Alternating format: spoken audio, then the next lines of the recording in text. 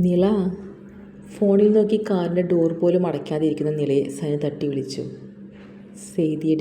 സേതിയുടെ മെയിലാണ് invitation card.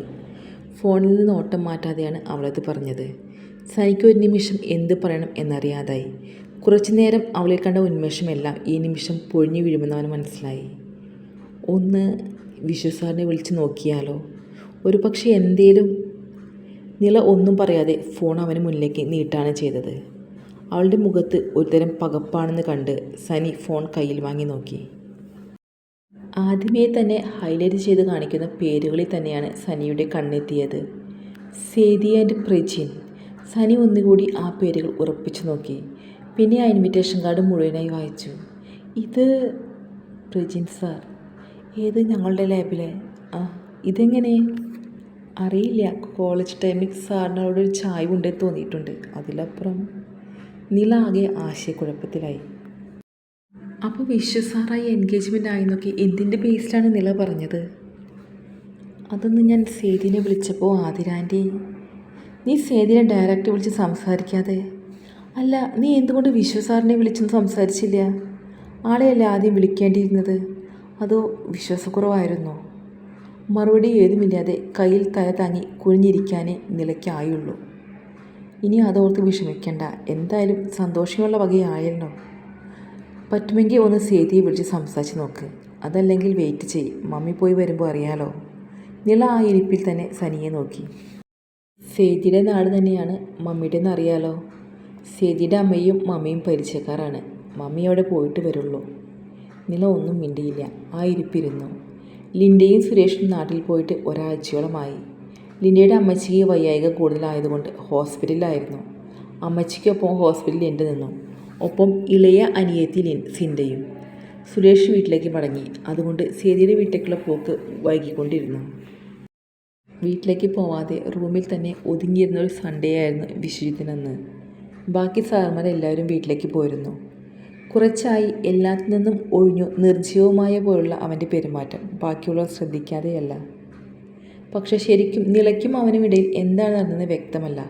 അതുകൊണ്ട് കൂടുതൽ ചോദിച്ചും പറഞ്ഞും അവനെ ബുദ്ധിമുട്ടിക്കാൻ ആരും ശ്രമിച്ചില്ല. അനിൽ സാർ മാത്രം ഇടയ്ക്ക് അവൻ്റെ ഇരിപ്പ് കാണുമ്പോൾ വഴക്ക് പറയും. അതും മിണ്ടാതെ ഇരുന്ന് കേൾക്കുമെന്ന് മാത്രം. അല്ലാതെ ഒരു മാറ്റം അവനിലില്ല. ഉച്ചവരെ ഫോണിലെ ഗാലറിയിലെ കുറച്ച് ഫോട്ടോസിൽ മാത്രം നോക്കിയിരുന്ന് നേരം കഴിച്ചു.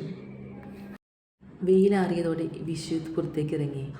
ബൈക്കെടുത്ത് പാടത്തിൻ്റെ സൈഡിലെ റോഡിലെത്തി. ഇത്തവണ പാടത്ത് തണ്ണിമത്തന് പകരം പൊട്ടുവെള്ളരിയാണ് കൃഷി. പോയി വാങ്ങാനൊന്നും അവന് തോന്നിയില്ല. മരത്തിന് താഴെയുള്ള മുളബെഞ്ചിൽ കാല് മടക്കി വെച്ച് ചാഞ്ഞു കിടന്നവൻ. ഈ സ്ഥലത്തോടെ ഒരു പ്രത്യേക ഇഷ്ടമാണ് അവന്. ഇവിടെ നിലയൊത്തുള്ള നല്ല നിമിഷങ്ങൾ ഏറെയുണ്ട്. നില കോളേജിൽ നിന്ന് പോയതിൽ പിന്നെ അവധി ദിവസങ്ങളിലുള്ള കൂടിക്കാഴ്ചകൾ ഇവിടെ വെച്ചാണ് കൂടുതലും. ചിലപ്പോഴൊക്കെ ജിതിനും നീലിമയും ഉണ്ടാകും. ഫോണിൽ നിന്ന് ഒഴുകുന്ന പാട്ടിൽ ലയിച്ച് ഒരുവളെ മാത്രം നിലച്ചിരിക്കുന്ന നേരത്താണ് സാറേ എന്ന വിളിയോടെ ഒരുവൾ മുന്നിലേക്ക് വന്നിരുന്നത്. ആശയെ മുന്നിൽ കണ്ടതും അവൻ പാട്ട് ഓഫ് ചെയ്ത് നിവർന്നിരുന്നു. സൺഡേ ആയിട്ട് സാറേന്തി നാട്ടിൽ പോയില്ലേ? ഇല്ലേടോ. താൻ ഒറ്റയ്ക്ക് ഈ നേരത്തെ ഇവിടെ? അവനെ ഇഷ്ടപ്പെടുമോ എന്ന ചിന്തയിൽ ഇത്തിരി പതുങ്ങിയാണ് ആശ ചോദിച്ചത്. അതുകൊണ്ട് തന്നെ അവൾക്കൊരു മറുപടി നൽകാതിരിക്കാനും ഒഴിവാക്കാനും അവന് തോന്നിയില്ല. ഞാൻ ഹോസ്റ്റലിൽ ഇരുന്ന് ബോറടിച്ചപ്പോൾ ചുമ്മാ നടക്കാൻ ഇറങ്ങിയതാ. ഒറ്റയ്ക്ക് എന്തിനാണ് ഇറങ്ങിയത്? അധികം പരിചയമില്ലാത്ത സ്ഥലമല്ലേ. കൂട്ടുവിളിക്കാൻ ആരുമില്ല. എല്ലാവരും വീട്ടിൽ പോയി. പിന്നെ ഇവിടെയൊക്കെ എനിക്ക് നല്ല പരിചയമാണ് കേട്ടോ. എൻ്റെ അമ്മയുടെ നാടാണിത്. ഈ പാടത്തൊക്കെ കുറേ കളിച്ച് നടന്നിട്ടുണ്ട്. ഈ തോട്ടത്തിനപ്പുറമാണ് അമ്മയുടെ വീട്. അച്ചാച്ചൻ മരിച്ച പിന്നെ അവിടെ ആരുമില്ല. അടച്ചിട്ടേക്കാണ് വീട്. അവനൊന്ന് മൂളി. ഇത്ര ദൂരം നടന്നതിൻ്റെ ക്ഷീണമുള്ളതുകൊണ്ട് അവനോട് ചോദിക്കാതെ തന്നെ ഇത്തിരി അകലമിട്ട് ആ ബെഞ്ചിലേക്ക് അവളും ഇരുന്നു. തനിക്ക് കുടിക്കാൻ പൊട്ടുവെള്ളരി വാങ്ങണോ? ഷാളെടുത്തു അവൾ മുഖത്തിന് നേരെ വീശുന്നത് കണ്ടാണ് അവൻ ചോദിച്ചത്.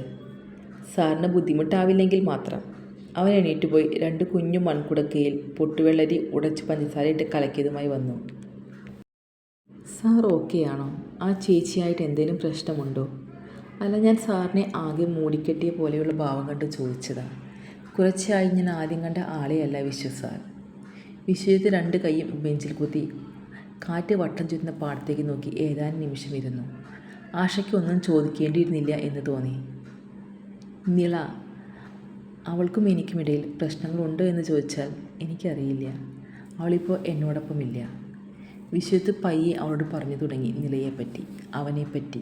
കുട്ടിക്കാലം മുതൽ നില തങ്ങി നിന്ന ഓരോ ഓർമ്മകളും അവൻ സന്തോഷത്തോടെ ഓർത്തെടുത്തു. ദൈവമേ, ഇത്രയും വർഷം മനസ്സിൽ കൊണ്ടു നടന്ന പ്രണയമാണോ? എന്നിട്ട് ബാക്കി പറ. അന്ന് സാറിൻ്റെ ഇഷ്ടം പറഞ്ഞത് പിന്നെ നിലച്ചേച്ചിയുടെ റെസ്പോണ്ട് എന്തായിരുന്നു? വണ്ടർ അടിച്ചിട്ടുണ്ടാവൂല്ലേ? ആഷയുടെ ആവേശത്തോടുള്ള ചോദ്യം കേട്ട് വിശ്വത്ത് ചിരിച്ചു. സത്യത്തിൽ അന്ന് സേതിരെ വീട്ടിൽ നിന്ന് വരുമ്പോൾ ഇഷ്ടം പറഞ്ഞു കഴിഞ്ഞു. അവളുടെ പകച്ചുള്ള നിൽപ്പ് ഇന്നും അന്നത്തേതുപോലെ തന്നെ ഉള്ളിലുണ്ട്. പിറ്റേന്ന് അവളെ ഒന്ന് നേരിൽ കാണാൻ കൊതിയായിരുന്നു. അന്ന് ഞാൻ പതിവിലും മുന്നേ റൂമിൽ നിന്നിറങ്ങി. ഹോസ്റ്റലിൻ്റെ മുന്നിൽ കാത്തു നിൽക്കാൻ തോന്നിയില്ല. കോളേജിന് സൈഡിലെ ഗാർഡനിൽ അവൾക്കായി കാത്തുനിന്നു. അന്നത്തെ അതേ കാത്തിരിപ്പ് പോലെ വിശ്വത്തിൻ്റെ മുഖം ആ ഓർമ്മകളിൽ വിടരുന്നത് തെല്ലൊരു അത്ഭുതത്തോടെയാണ് ആശ നോക്കിക്കണ്ടത്.